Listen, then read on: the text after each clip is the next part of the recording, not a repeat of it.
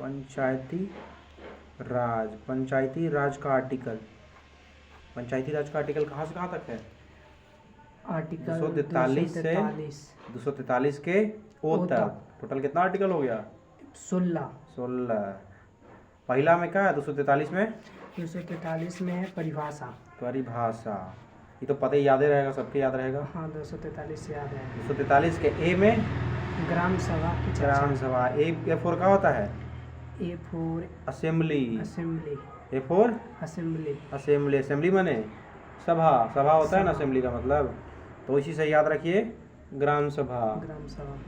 B 243 का B four build. Build means क्या होता है? गठन। बिल्ड मीन्स क्या होता है? गठन। कोई भी चीज़ का, जैसे बिल्ड भवन निर्माण होता है ना, बिल्डिंग को बिल्ड अथी करते हैं ना, निर्माण करते हैं ना, बनाते हैं ना जी। यस। तो उससे क्या होता है? बी से बिल्ड। किस चीज़ का बिल्ड? पंचायत का बिल्ड। तो पंचायतों का गठन 243 के बी। 243 के सी फोर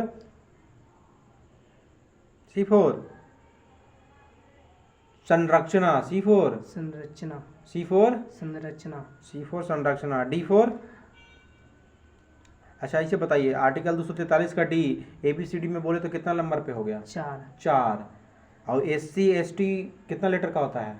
SC और ST 4 लेटर का होता है। 4 लेटर तो 4 यहाँ से भी 4 तो याद रखते हैं इसको। हाँ। लेकिन ऐसे भी बोल सकते हैं डी बने दया। दया किस पे आता है? SC ST पे दया आता है, पता है ना। यस। मतलब यही सोच के याद करें, कोई ऐसे अथी ना है, याद करने का तरीका है। 243 का ई में क्या है? ई में है पंचायतों की अवधि। अवधि मतलब साल, ईयर, यही ना। हाँ। तो ई फोर ईयर। और एफ 243 का एफ फोर फेल, मतलब अयोग्यता के बारे में इसमें बात किया गया है कि आप आपको अगर कुछ में फेल हो गया तो आपको हटा दे बोल जाएगा। सदस्य के लिए निर्भरताएं। उसके बाद क्या आता है? जी फोर जीनियस। जीनियस कौन होगा बताइए? अमीर व्यक्ति होगा, पावरफुल व्यक्ति होगा। पावर से क्या हुआ? शक्ति। पावर से क्या हुआ? शक्ति। तो पंचायतों द्वारा जो भी शक्ति है उससे रिलेटेड कौन सा आर्टिकल है? जी। 243 का जी। पंचायतों की शक्तियां के बारे में कौन सा आर्टिकल में है? जी। और उसके बाद आता है कौन? एच में कौन सा आर्टिकल है? एच फोर क्या हुआ? H four high tax. High कैसा टैक्स है? High tax. याद रखिए टैक्स मतलब क्या होता है? कर। तो 243 का एच में कर के बारे में है, बात किया हुआ है। यस। उसके बाद आता है एच के बाद आई फोर इनकम।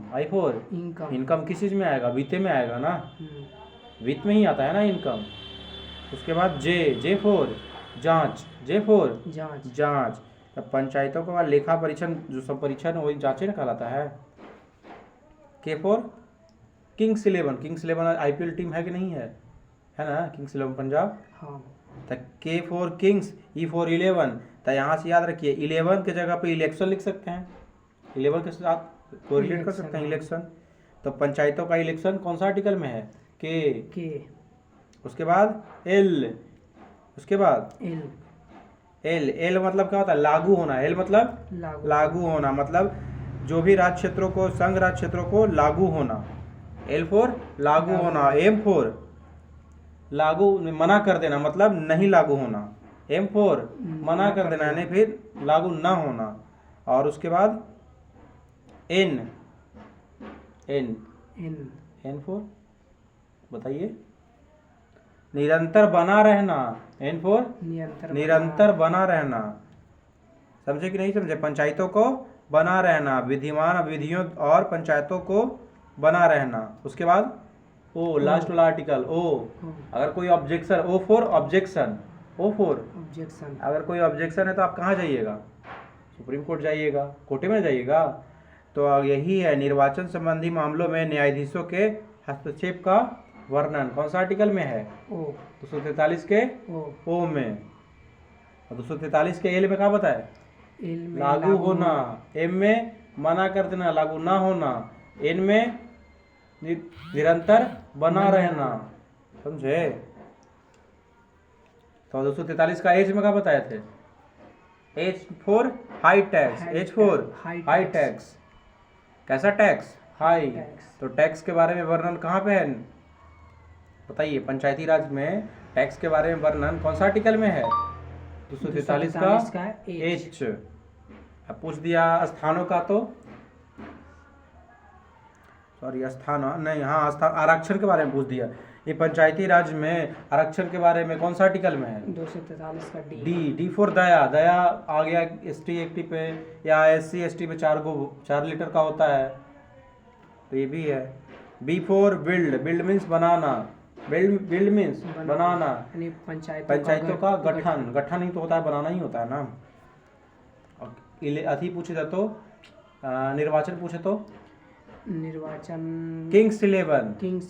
11 से इलेक्शन। 11 से इलेक्शन जी। जे फॉर जांच। जांच, मतलब कोई भी चीज का लेखा परीक्षण जांच ही होता कहलाता है ना। तो जांच कौन सा आर्टिकल में है? जे। जे।